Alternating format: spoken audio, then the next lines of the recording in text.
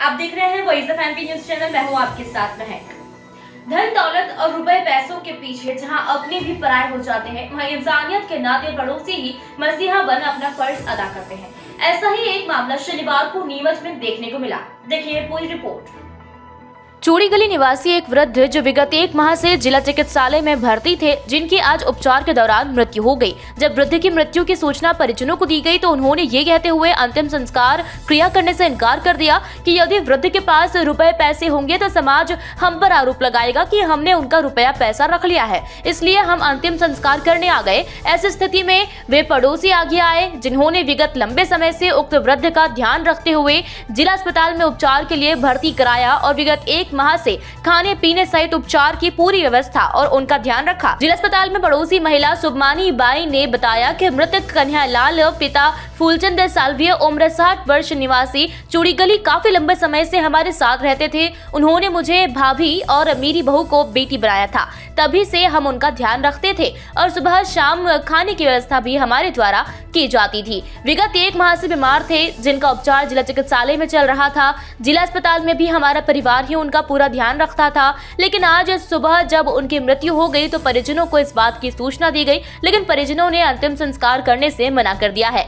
ऐसी स्थिति में उनका अंतिम संस्कार भी पूर्ण रीति रिवाज से हमारे द्वारा ही किया जाएगा। मृतक के परिजन भतीजे मनोहर लाल ने बताया कि मृतक कन्हैयालाल हमारे चाचा लगते हैं, लेकिन लंबे समय से भी हमारे साथ नहीं रहते। आज हमें सूचना मिली है कि उनकी मृत्यु हो गई है, लेकिन हम इसलिए उनका अंतिम संस्कार नहीं कर सकते थे। समाज हम पर आरोप लगाएगा कि मृतक कन्हैयालाल के रुपयों के लालच में आकर हम उनका अंतिम संस्कार कर रहे हैं, इसलिए हम लोग मृतक कन्हैयालाल का अंतिम संस्कार नहीं कर सकते। अब तक जो उनका ध्यान रखते आए हैं वही पड़ोसी उनका अंतिम संस्कार करेंगे।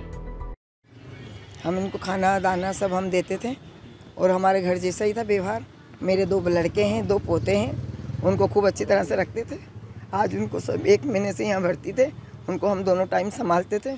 मेरे बच्चे रहते थे, मेरी बहू को बेटी बना रखी थी, मेरे को भाभी समझते थे और हमारे को बहुत अच्छा व्यवहार था।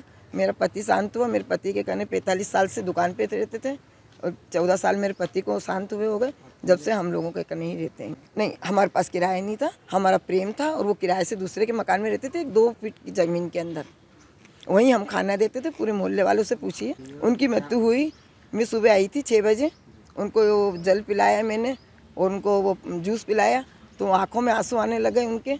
मैंने आँखों में आंसू पूछे, मैंने घर पे जाके बोला तो मेरे लड़के ने बोला कि डॉक्टर साहब ने कहा उदयपुर ले जाओ। मैं घर गई और मैंने एक जगह बस शादी वालों के गई और इतनी देर में खबर आ गई कि मृत्यु हो गई कान्हा जी। इनके परिवार वालों से पूछा, इनके परिवार वालों ने मना कर दिया कि हम दाह संस्कार नहीं कर सकते हैं। जो इन्होंने रखा, ये जो इनको संभालते थे वही करेंगे, हम कुछ नहीं करेंगे। वो काका लगते थे, वो हमें तो काफ़ी टाइम से मालूम भी नहीं कहाँ रह रहे थे, फिर बाद में पता लगा। अभी अपंग थे, वो मकान मालिक ने फ़ोन करा था कि तुम्हारे वो शांतों के रिश्तेदार जो है वहाँ आ जाओ। और क्या, हम तो नहीं कर सकते हैं, मतलब समाज से हमारा ऑब्जेक्शन उठाएगी कि इनके पास पैसा होगा तो ये रख लेंगे फलाना ढिमका, इस हिसाब से हम नहीं कर सकते। ऐसे समाज बोलेगी कि इनका धन था जो ये दबा लिया इन्होंने, उस हिसाब से हम नहीं कर रहे हैं। अब कल से कोई ऑब्जेक्शन उठाया कि इनके पास पैसा होगा तो हमने रख लिया, ऐसा कुछ है तो हम ये नहीं कर सकते। ये इनके मोहल्ले वाले ये जो इनको काफ़ी टाइम से जो रह रहे थे ये जानते हैं, वही कर रहे हैं। तो ये था आप तक का अपडेट। लगातार हर अपडेट के लिए बने रहिए वॉइस ऑफ एमपी के साथ। जय हिंद, जय भारत।